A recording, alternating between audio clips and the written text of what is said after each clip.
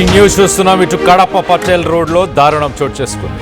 కాబోయే భర్త వేధింపులు తట్టుకోలేక ఒక యువతి బలవన్మరణానికి పాల్పడింది. తట్టుకోలేకే ఆ ప్రాణాలను తీసుకున్నది ఆ యువతి. ప్రొద్దుటూరుకు చెందిన టెకీ షాజహాన్తో యువతికి నిశ్చితార్థం జరిగింది. ఎంగేజ్మెంట్ నుంచి ఇద్దరి మధ్య ఫోన్ కాల్స్ అలాగే చాటింగ్ జరుగుతూ ఉండేది. ఎంగేజ్మెంట్ అయినప్పటి నుంచి యువతికి వేధింపులు మొదలయ్యాయి.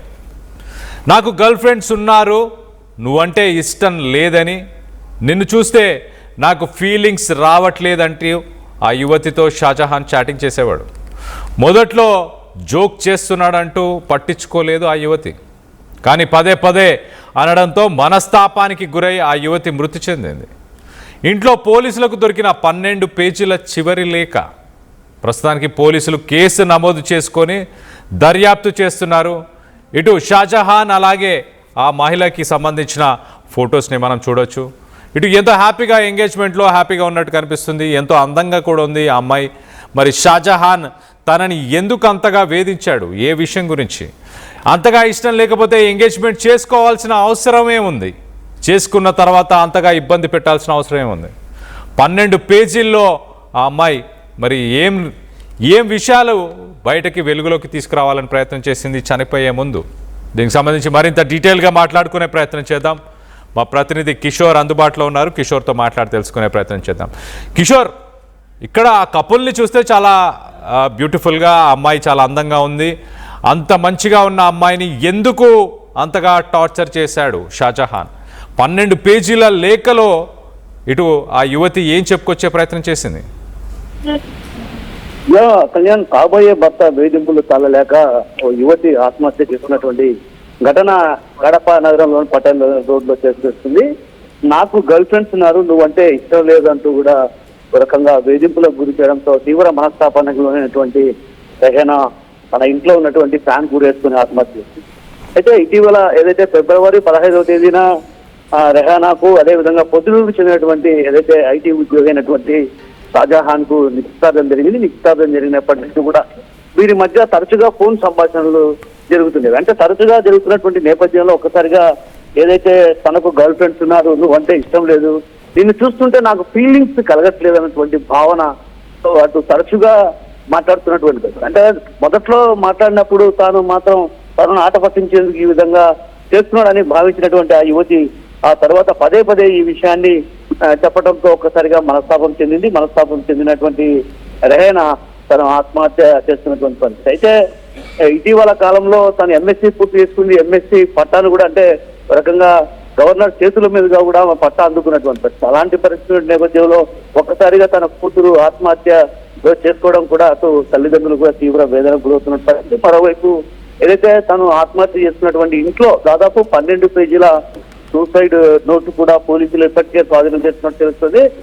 అయితే ఆ సూసైడ్ నోట్ లో ఏముంది, అసలు ఆ సూసైడ్ నోట్ లో ఎలాంటి సమాచారం ఉంది, అదే విధంగా ఏమేమి అందులో ఉన్నాయన్నటువంటి విషయం పైన కూడా అటు పోలీసులు ఆరాధిస్తున్నారు. మరోవైపు ఇప్పటికే కేసు నమోదు చేస్తున్నటువంటి పోలీసులు ఆ సూసైడ్ నోట్ లో ఏమేమి విషయాలు ఉన్నాయన్నటువంటి విషయం పైన కూడా అటు లోతుగా దర్యాప్తు కొనసాగిస్తున్నారు. ఏది ఏమన్నప్పుడు కూడా రకంగా ఇష్టం లేనప్పుడు తొలుత ఏదైతే నిశ్చితార్థం సందర్భంగానే తనకు ఆ యూత్తో ఇష్టం లేదు, పెళ్లి చేసుకోవడానికి అంగీకరించకుండా నిశ్చితార్థం జరిగినది కాదు. కానీ తను నిశ్చితార్థం చేసుకున్న తర్వాత తన వ్యవహార శైలి అటు వింత ప్రవర్తన ఆ యువతిని ఒక రకంగా బలితీస్తుందనే చెప్పాలి. ఈ నేపథ్యంలో ఈ విషయం పైన కూడా అటు పోలీసులు పూర్తి స్థాయిలో ఆరాధిస్తున్నారు. ఏం జరిగింది, వీరి మధ్య జరిగినటువంటి సంభాషణలు ఏమేమి జరిగాయి అన్నటువంటి వాటిపైన కూడా ఆరాధిస్తున్నారు. అదేవిధంగా వారి మధ్య జరిగినటువంటి చాటింగ్ సంభాషణ ఏదైతే ఉందో దాన్ని కూడా వెలికి తీసి ఆ తర్వాత దీనిపైన ఒక తీవ్రంగా అటు ఏదైతే చర్యలు తీసుకున్నటువంటి అవకాశాలు స్పష్టంగా కల్పిస్తున్నాయి కదా. అయితే కిషోర్, ఇటు ఆ మహిళకు సంబంధించిన తల్లిదండ్రులు కానీ కుటుంబ సభ్యులు కానీ వాళ్ళు ఏం చెప్పుకొస్తున్నారు? ఇప్పటికే ఏదైతే రెహనా మొదటి నుంచి కూడా చదువులో చాలా బాగా చదువుకునేది, మంచి ప్రావీణ్యాలు, అంటే ఉత్తీర్ణత, అంటే తను ఎక్కడ ఏది పెట్టుకున్నా కూడా అంటే ఒక రకంగా కృషి పట్టుదలతో దేన్నైనా సాధించగలేదు.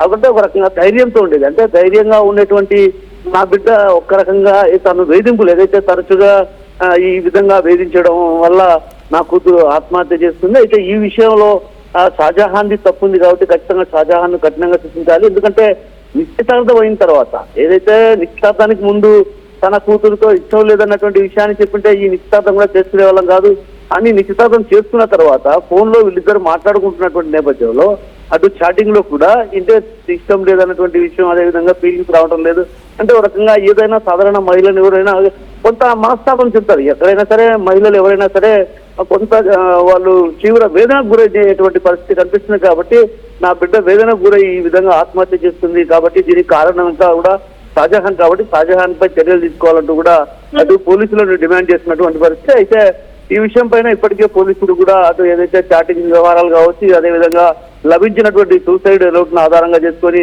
షాజహాన్ ని కూడా 1-2 రోజుల్లో అరెస్ట్ చేసే అవకాశాలు కూడా స్పష్టంగా కనిపిస్తున్నాయి. Right Kishore, thanks for the latest update. మొత్తం మీద ఇటు షాజహాన్ తను వేధించడం వల్లే ఇటు ఈ మహిళ చనిపోయినట్టు తెలుస్తుంది. ఆ మహిళ ఎంత అందంగా ఉంది, అందంగా ఉన్న ఆ మహిళని, ఆ యువతిని షాజహాన్ నాకు నువ్వు నచ్చట్లేదు, నిన్ను చూస్తే నాకు ఫీలింగ్స్ రావట్లేదు, నాకు ఇతర మహిళలు వేరే గర్ల్ ఫ్రెండ్స్ కూడా ఉన్నారు, వేరే మహిళలతో కూడా నాకు సంబంధాలు ఉన్నాయంటూ మొదటి నుంచి చెప్పుకొచ్చాడు. అంటే ఒక ఎక్స్ట్రా మ్యారిటల్ రిలేషన్షిప్ని ఎస్టాబ్లిష్ చేసే ప్రయత్నం చేశాడా? ముందు నుంచే నాకు వేరే రిలేషన్షిప్ ఉంది అంటూ ఆ అమ్మాయికి కొంత ఫీడ్ చేసి పెళ్లి చేసుకొని ఇతర మహిళలతోనే ఉండాలని ప్రయత్నం చేశాడా? కానీ ఏది ఏమైనా కూడా ఎంతో అందంగా ఉన్న యువతిని తనని మరి అందంగా లేవు, నిన్ను చూస్తే నాకు ఫీలింగ్స్ రావట్లేదు అంటూ తను ఎలా మాట్లాడాడో అర్థం కావట్లేదు. మరీ ముఖ్యంగా పెళ్ళి అంతగా ఈ అమ్మాయి అంతగా ఒకవేళ నచ్చకపోయినా ఇష్టం లేకపోయినా మరొక మహిళతో మరి పెళ్లి చేసుకోవచ్చు కదా, తను ఇష్టపడిన మహిళనే పెళ్లి చేసుకోవచ్చు కదా, తినని వేధించాల్సిన అవసరం ఏముంది? ఇంత దారుణానికి పాల్పడాల్సిన అవసరం ఉంది? ఈవెన్ ఆ యువతి కూడా మరి ఎంగేజ్మెంట్ అయినప్పటికీ ఆ యువతి మరి ఈ వేధింపుల నుంచి తన తల్లిదండ్రులతో కానీ తన అన్నదమ్ములతో కానీ మాట్లాడి ఈ ఎంగేజ్మెంట్ని క్యాన్సిల్ చేసుకుంటే సరిపోయేది కదా, తన ప్రాణాలు తీసుకోవాల్సిన అవసరం ఏముంది?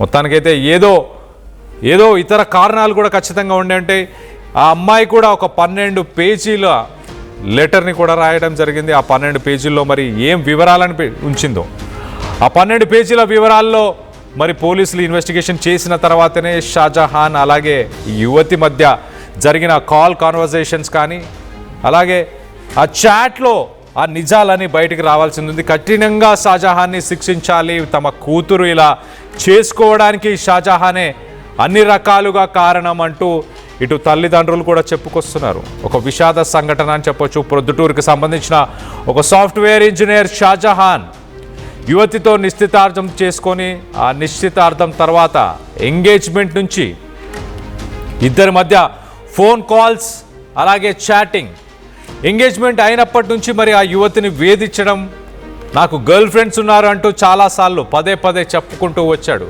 మొదట ఆట పట్టిస్తున్నాడని అనుకుంది, కానీ నిజంగానే తనకి వేరే యువతులతో మరి సంబంధాలు ఉన్నాయా? పదే తనని హింసించడంతో ఇటు యువతి బలవన్మరణానికి పాల్పడింది.